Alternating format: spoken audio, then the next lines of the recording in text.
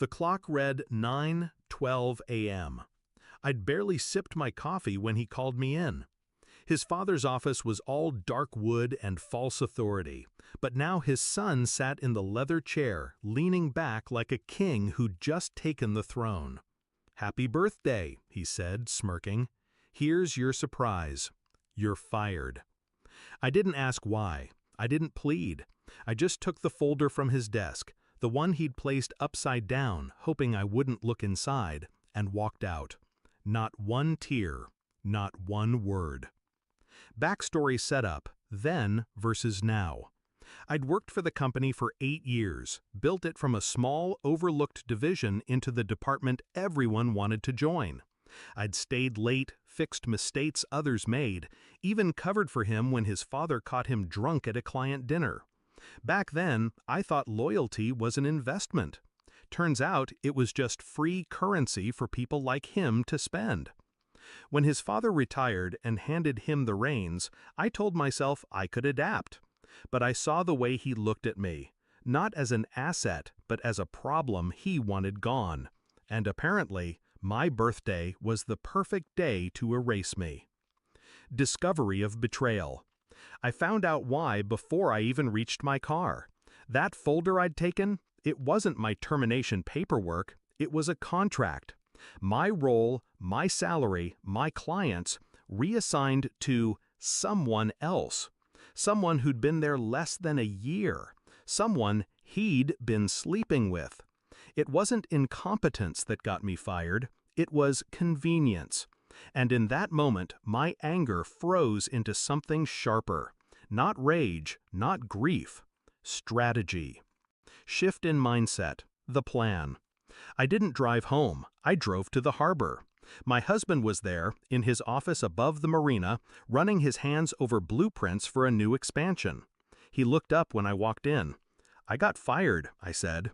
He leaned back, studying me, then smiled. Slow, knowing. "What do you need?" That's the thing about marrying a man like him. He didn't deal in emotions. He dealt in outcomes.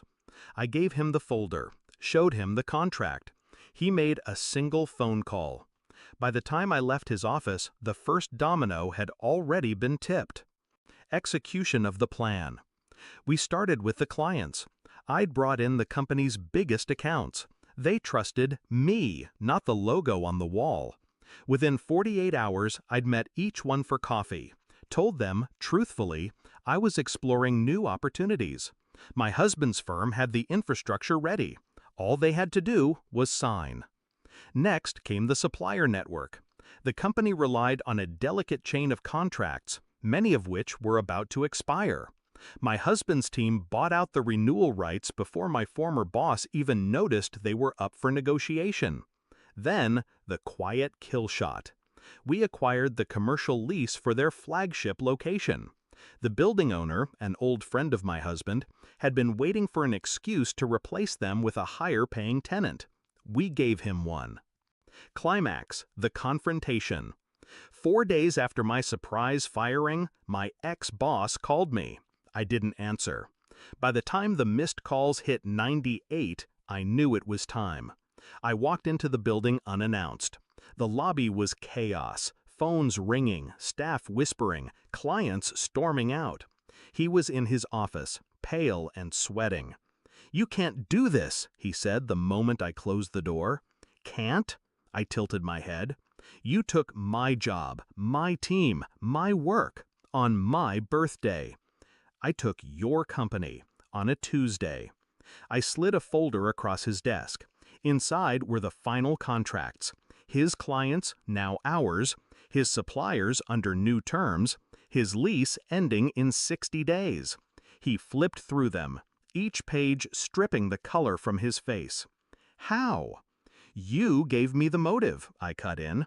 "I already had the means." Resolution, the release.